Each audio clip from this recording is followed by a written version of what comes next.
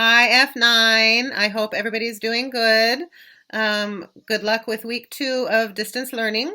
So today we're going to find out about our friend Matt and how he's doing in the sign of the beaver. And today we're going to read chapter 5. Chapter 5. Day after day he kept remembering the bee tree. He and his father had discovered it weeks ago. High in a tree at the swampy edge of the pond they had called Loon Pond, the bees were buzzing in and out of an old woodpecker hole. Matt had thought they were wild bees, but his father said no. There were no bees at all in America till the colonists brought them from England. This swarm must have escaped from one of the river towns. Bees were better left alone, Pa said. He felt he could scarcely endure another meal of plain fish. He was hungry for a bit of something tasty. Knowing so well his fondness for molasses, his mother had persuaded them to carry that little keg all the way to Maine when his father would rather have gone without. She would have smiled to see him running his finger round and round the empty keg like a child and licking off the last drop the bear had missed. Now he couldn't stop thinking about that honey. It would be worth a sting or two just to have a taste of it. There couldn't be much danger in going up that tree and taking just a little, a cupful perhaps that the bees would never miss. One morning he made up his mind to try it, come what might. It was an easy tree to climb, with branches as neatly placed as the rungs of a ladder. The bees did not seem to notice as he pulled himself higher and higher. Even when his head was on a level with the hole, they flew lazily in and out, not paying him any mind. The hole was small, not big enough for his hand and the spoon he had brought with him. Peering in, he could just glimpse far inside the golden mass of honeycomb. The bark all around the hole was rotted and crumbling. Cautiously he put his fingers on the edge and gave a slight tug. A good-sized piece of bark broke off into his hand. With it came the bees. With a furious buzzing they came pouring from the broken hole. The humming grew to a roar like a great wind. Matt felt a sharp pain on his neck, then another and another. The angry creatures swarmed along his hands and bare arms and his hair on his face.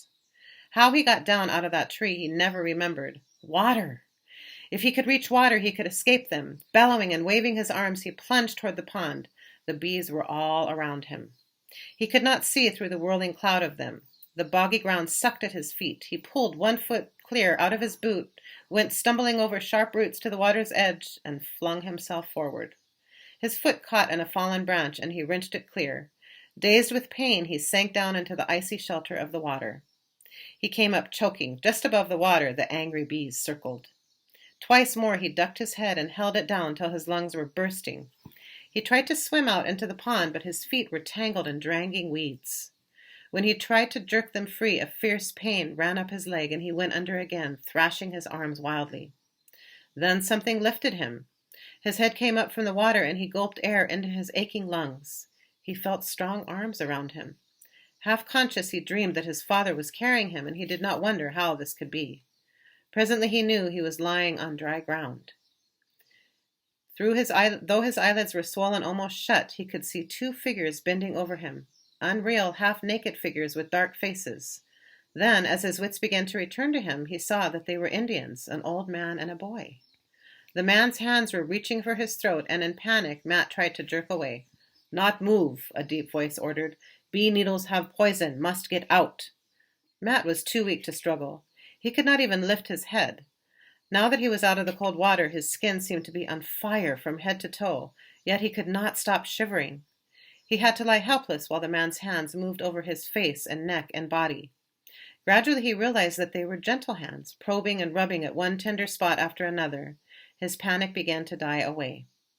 He could still not think clearly. Things seemed to keep fading before he could quite grasp them. He could not protest when the man lifted him again and carried him like a baby. It did not seem to matter where they were taking him, but shortly he found himself lying on his own bed in his own cabin. He was alone. The Indians had gone. He lay, too tired and sore to figure out how he came to be there, knowing only that the nightmare of whirling bees and choking water was past and that he was safe. Some time passed. Then once again the Indian was bending over him, holding a wooden spoon against his lips. He swallowed in spite of himself, even when he found it was not food but some bitter medicine. He was left alone again, and presently he slept.